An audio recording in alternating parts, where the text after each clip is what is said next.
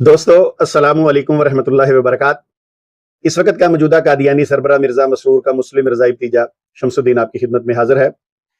دوستو، آپ کو پتہ ہے اور آپ اچھی طرح جانتے ہیں کہ یہ جو اسرائیل اور فلسطین کا جو معاملہ چل رہا تھا، اس کے اندر جتنے ظلم اسرائیل نے ڈھائے، اس پہ آخر پوری قوم اٹھی اور انہوں نے اپنی اپنی جگہ پر علماء نے جہاد کے فتوے جاری کر دیے۔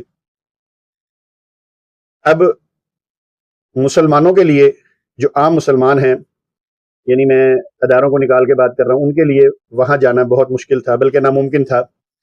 مگر ان جہاد کے فتووں نے مسلمانوں کو جہاد سے سرشار کر دیا کہ ہر مسلمان کا دل کرتا تھا کہ اگر اسے موقع مل جائے تو وہ وہاں جا کر اسلام کی خدمت کرے، اور بہت سی تنظیموں نے وہاں پہ اپنے اپنے کام سر انجام دیے۔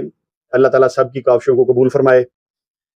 اور جنہوں نے فلسطین کے نام پر اپنے گھروں میں کچھ چیزیں رکھی ہیں یا اپنے آپ کو انہوں نے ان پیسوں کو استعمال کیا ہے، تو میں ان سے یہی ریکویسٹ کروں گا کہ خدا را ایسا نہ کریں، ڈر جائیں اللہ سے۔ بہرحال بات کہیں اور چلی جائے گی۔ تو دوستو، پوری امت جو تھی وہ اس بات پہ متفق تھی کہ اگر کہیں ہمیں موقع مل جائے تو ہم ضرور جہاد پہ جائیں گے، اور اگر ہماری جانیں جاتی ہیں تو ہمیں اپنی جانوں کی پرواہ نہیں ہے۔ اب اس دوران ہوا کیا؟ ہم لوگ تو پہلے ہی جانے کے لیے تیار تھے۔ اس دوران انڈیا نے پنگا لے لیا پاکستان سے۔ اب انڈیا کو یہ پتا ہونا چاہیے تھا کہ یہاں تو جہاد کے فتوے دیے جا رہے ہیں، تو میں اس موقع پہ مسلمانوں کو نہ چھیڑوں۔ الحمدللہ ہمارے ادارے، ہماری جو آرمی ہے، ہمارے جو آرمی کے جوان ہیں، وہ بھی ان فتووں سے جہاد کے بارے میں سرشار ہو چکے تھے۔ ان کے دل کے اندر خواہشیں امٹ امٹ کر باہر آ رہی تھی کہ ہمیں موقع مل جائے، ہم ان کو سبق سکھا دیں گے ایک دفعہ۔ مگر ہر ملک اپنی حکمت عملی کے مطابق چلتے ہیں۔ اب جب اس دوران انڈیا والوں نے پنگا لیا تو پھر آپ نے دیکھا کہ ہندوستان کو کس طرح پھر انجام بھگتنا پڑا۔ ابھی تو بہت سارا جو ہے جذبے کا جوش لے کر بہت سے لوگ پیچھے بیٹھے ہوئے تھے کہ اگر ہماری ضرورت پڑی تو ہم بھی حاضر ہیں، ہم بھی بارڈر پہ جانے کے لیے تیار ہیں۔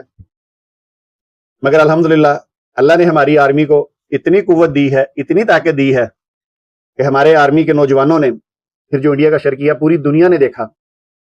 دوستو، یہاں ایک بات نہ بھولیے گا، آج سے تقریباً 135 سال پہلے ہندوستان کے اندر جس طرح اس وقت ہندوستان کا حکم و عدل، حکمران، یہ مودی گودی جو بھی ہے، یہ بنا بیٹھا ہے، اس وقت ہندوستان کے اندر قادیان کا حکمران، جو اپنے آپ کو پوری دنیا کا کہتا تھا میں حکمران ہوں، یعنی حکم و عدل ہوں، مجھ سے بڑا اس دنیا میں کوئی حکم و عدل نہیں ہے، اس کا انجام نہیں دیکھا مودی تم نے کیا ہوا تھا؟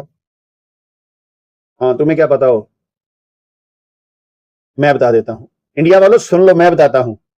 وہ جو حکم و عدل تھا نا، اللہ نے اس کو کیا کیا کہ ایک خاتون کے ذریعے، ایک مسلمان لڑکی کے ذریعے اللہ نے نست و نابود کر دیا اس کو۔ پوری دنیا میں رسوا ہوا، آج بھی ہو رہا ہے، اور اگر قادیانیت تھوڑی بہت بچی تب تک یہ رسوا ہوتا رہے گا۔ کس کے ذریعے؟ ایک مسلمان خاتون کے ذریعے۔ اور کرنے والا کون ہے ذلیل؟ رسوا کرنے والا کون ہے ان کو؟ اللہ۔ جس طرح اللہ نے ابھی بھی ہندوستان کے حکمران کو ذلیل اور رسوا کیا ہے، مودی بھی پوری دنیا میں اشتہار بانٹتا پھر رہا تھا۔ ان کا میڈیا پوری دنیا کے اندر مسلمانوں کو للکار رہا تھا، پاکستان والوں کو للکار رہا تھا۔ اسی طرح ہندوستان کا جو حکم و عدل تھا اس وقت، قادیان کا حکم و عدل، یہ بھی اشتہار چھاپ رہا تھا، ایسا ہو جائے گا، ایسا ہو جائے گا، فلان ہو جائے گا، اس کا خامن مر جائے گا، یہ ہو جائے گا، اللہ نے کہہ دیا یہ تقدیر مبرم ہے، یہ ٹل نہیں سکتی، میرا نکاح آسمان پہ ہو گیا۔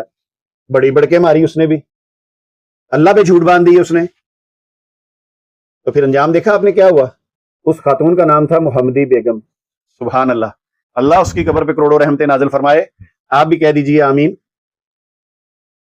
آخر کار 1907 کے اندر جب مرزا غلام قادیانی نے حقیقت الوحی لکھی، اور جب یہ قادیانی کہتے کہ مرزا قادیانی کو الہام ہو رہے تھے کہ بس اب آخری وقت آنے والا ہے تو اس نے کہا یار میں کیا کروں، جو حسرت تھی دل میں، جو پوری دنیا میں اشتہار چھاپ رہا تھا، ان کے جو دو بازو تھے، یعنی دو پریس جو تھے، ان کے اخبار تھے، وہ پوری دنیا میں اشتہار چھاپ رہے تھے، کیونکہ اس وقت پریس کا دور تھا، اب میڈیا کا دور ہے، تو مودی کا میڈیا پوری دنیا میں پاکستان کو بدنام کر رہا تھا، بلکہ الٹا کہہ رہے تھے حملہ کرو، ہم پہ حملہ کرو۔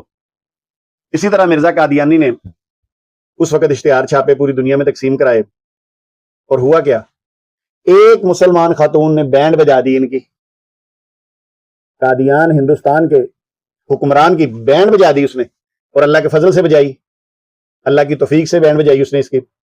اور ہوا کیا پھر، حقیقت الوحی لکھی، تو اب بیچارے لکھتے ہیں، یہ میرے پاس یہ پڑھی ہوئی ہے، ٹھیک ہے، حوالہ میں لگا دوں گا، کیا کہتا ہے کہ نکاح جو ہے وہ فسخ ہو گیا، پھر سوچا کیا کروں، پھر سوچا یا تاخیر پڑ گئی اس میں، اب یہ آخری خواہش تھی ان کی، چلیے بہرحال، تو اس لیے انڈیا والوں سوچو، ایک مسلمان خاتون نے اس قادیان ہندوستان کے حکم و عدل کی تقدیر مبرم، جسے وہ بانی جماعت احمدیہ تقدیر مبرم کہتا ہے وہ ٹل نہیں سکتی، پوچھ لو اس سے جا کے کہ وہ ٹلی کہ نہیں ٹلی۔ ایک خاتون نے اس تقدیر مبرم کو، جو قادیانیوں کی ہے، جو قادیانیوں کے رب نے اسے کہی تھی، پتہ نہیں وہ کون سا ہے کالو کالا یہ لاش، تو اس خاتون نے اس تقدیر مبرم کو روک دیا۔